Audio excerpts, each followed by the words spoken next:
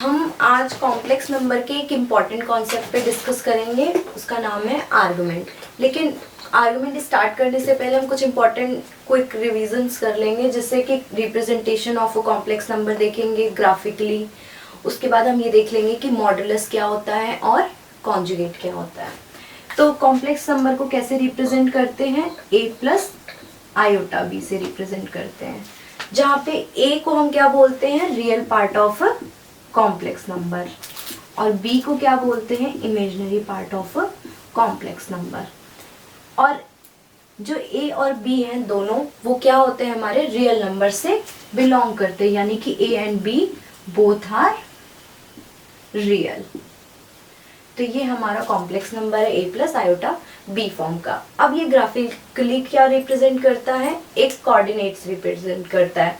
तो अगर हम एक आर्गन प्लेन ले, जहाँ पे ये एक्सिस जो है हमारे पास रियल एक्सिस है और ये एक्सिस जो है वो इमेजिनरी एक्सिस है, तो इस प्लेन को हम क्या बोलते हैं, आर्गन प्लेन बोलते हैं। और complex number a plus iota b जो है वो एक पॉइंट को रिप्रेजेंट करता है, जिसके कोऑर्डिनेट्स जो है वो a, b होते हैं। अगर हम ओरिजिन o से इस कॉम्प्लेक्स नंबर को डिस्टेंस देखें, इस कॉम्प्लेक्स नंबर की, तो ये जो डिस्टेंस होती है वो हमारी क्या रिप्रेजेंट करती है, मॉडुलस।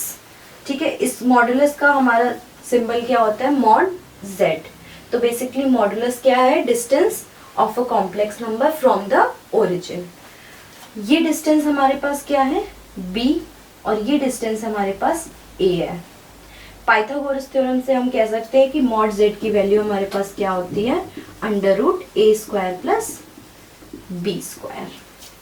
कॉन्जुगेट की बात करें तो अगर हमारे पास कोई कॉम्प्लेक्स नंबर है a, b, जो basically a plus iota b form का है, तो कॉन्जुगेट क्या होता है, reflection of that point with respect to real axis.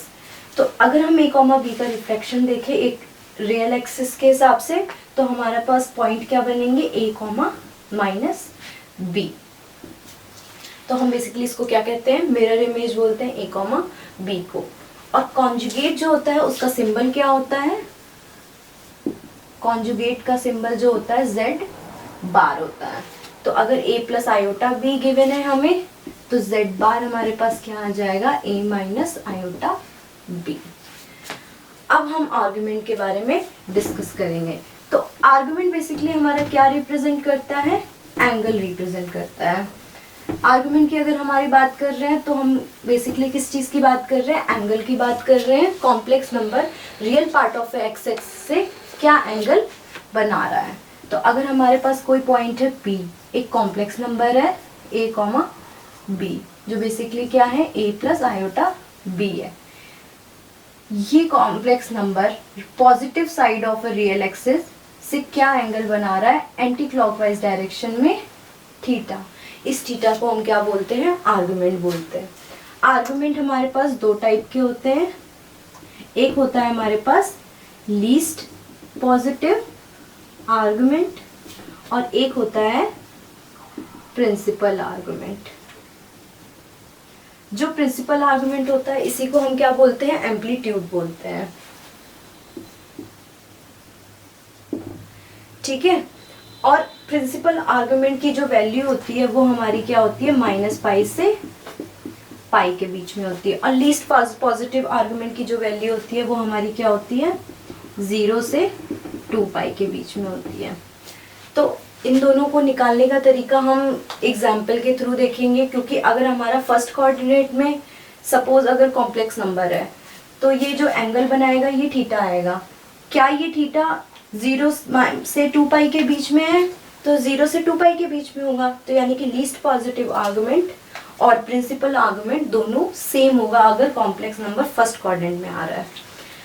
और यहाँ से एंगल निकालने अगर हम निकालें तो हमारे पास क्या आएगा, tan theta is equal to mod b upon mod a। तो थीटा इज इक्वल टू हमारे पास क्या आ जाएगा, tan inverse mod b upon mod a, जहाँ पे b जो है वो ये डिस्टेंस है और a जो है ये डिस्टेंस है। तो कॉम्प्लेक्स नंबर अगर फर्स्ट कोऑर्डिनेट में है तो वो हमारे पास जो उसका एम्पलीट्यूड हो जाता है वो क्या हो जाता है, हमारे पास सीधा सीधा थीटा हो जाता है।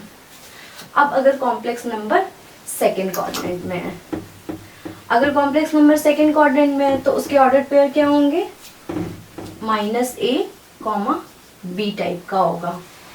तो अगर ये देखें तो ये किस टाइप का एंगल बनाएगा, इस डायरेक्शन में एंगल बनाएगा। बट क्या ये angle positive side of real axis से बन रहा है, तो ये पॉजिटिव साइड से नहीं बन रहा है, तो हम इसको प्रिंसिपल आर्गुमेंट नहीं बोल सकते हैं। पॉजिटिव साइड से अगर हमें इसका एंगल देखना है तो हमें कौन सा एंगल देखना पड़ेगा, ये वाला, और ये एंगल हमारा क्या होगा, पाई माइनस थीटा। तो अगर हम इस एंगल को देखें तो हमारा ये क्या आएगा, पाई माइनस थीटा। तो यानी कि अगर कॉम्प्लेक्स नंबर सेकेंड क्वाड्रेंट में है तो हमारा एम्पलीट्यूड क्या हो जाता है यहाँ पर, पाई माइनस थीटा। ठीक है, और यहाँ पे अगर लीस्ट पॉजिटिव आर्गुमेंट देखें तो वो भी पाई माइनस थीटा हो जाएगा। अब अगर हमारा कॉम्प्लेक्स नंबर थर्ड क्वाड्रेंट में है, अगर कॉम्प्लेक्स नंबर थर्ड क्वाड्रेंट में है तो हम क्या बोलेंगे कि जो एंगल हमारे पास फॉर्म होगा वो ये वाला फॉर्म होगा, क्योंकि डिस्टेंस b हम ये लेंगे और a डिस्टेंस ये लेंगे तो राइट एंगल ट्रायंगल ये वाला बनेगा। इसकी वजह से थीटा हमारे पास ये वाला आएगा। अब हमारे पास क्या ये पॉजिटिव रियल एक्सिस से एंगल बन रहा है, तो हमारे पास ये हम बोलेंगे कि ये पॉजिटिव रियल एक्सिस से एंगल नहीं बन रहा है। तो हमें कौन सा एंगल चाहिए, जो सबसे ज़्यादा लीस्ट न्यूमेरिकल हो। तो हमारे पास कौन सा एंगल आएगा, हमारे पास दो चॉइसेस है, या तो हम ये एंगल लें या फिर हम ये एंगल लें। तो इनमें से लीस्ट कौन सा एंगल है, नीचे वाला, तो हम नीचे वाला एंगल लेंगे। और ये एंगल क्या होगा हमारे पास, पाई माइनस थीटा। बट हम ये क्लॉकवाइज आ रहे हैं और एंटी क्लॉकवाइज को हम पॉजिटिव लेते हैं और क्लॉकवाइज डायरेक्शन को हम नेगेटिव लेते हैं, तो इस वजह से हमें यहाँ पे नेगेटिव साइन लगाना पड़ेगा। तो यानी कि अगर हमारा कॉम्प्लेक्स नंबर थर्ड क्वाड्रेंट में लाई कर रहा है तो इसका मतलब एम्पलीट्यूड हमारे पास क्या आ जाएगा, minus of pi minus theta. इसको हम क्या लिख सकते हैं, थीटा माइनस पाई लिख सकते हैं। ठीक है, अब अगर हमारा कॉम्प्लेक्स नंबर फोर्थ क्वाड्रेंट में है, अगर कॉम्प्लेक्स नंबर फोर्थ क्वाड्रेंट में है तो वो किस टाइप का होगा, a, माइनस बी टाइप का होगा। और अगर हम उसका एंगल फॉर्म करेंगे तो कौन सा एंगल हमारे पास आएगा, ये वाला आएगा, थीटा। लेकिन क्या ये पॉजिटिव साइड से रियल एक्सिस से एंगल बन रहा है, तो हाँ बन रहा है पॉजिटिव साइड से, लेकिन ये कौन से डायरेक्शन में है, डाउनवर्ड डायरेक्शन में, यानी कि क्लॉकवाइज डायरेक्शन में। इस वजह से यहाँ पे हमारा प्रिंसिपल आर्गुमेंट यानी कि एम्पलीट्यूड क्या हो जाएगा, माइनस ऑफ थीटा। माइनस क्यों लगा, क्योंकि हम क्लॉकवाइज डायरेक्शन में आ रहे हैं और क्लॉकवाइज डायरेक्शन में हमारी जो वैल्यू होती है वो नेगेटिव हो जाती है। तो इस तरह से हम बेसिकली यहाँ से क्या कंक्लूड कर सकते हैं, अगर कॉम्प्लेक्स नंबर फर्स्ट क्वाड्रेंट में है तो हमारा एम्पलीट्यूड थीटा हो जाता है। अगर कॉम्प्लेक्स नंबर सेकेंड क्वाड्रेंट में है तो हमारा एम्पलीट्यूड पाई माइनस थीटा हो जाता है। अगर कॉम्प्लेक्स नंबर थर्ड क्वाड्रेंट में है तो हमारा एम्पलीट्यूड थीटा माइनस पाई हो जाता है। और कॉम्प्लेक्स नंबर अगर फोर्थ क्वाड्रेंट में है तो हमारा एम्पलीट्यूड माइनस थीटा हो जाता है।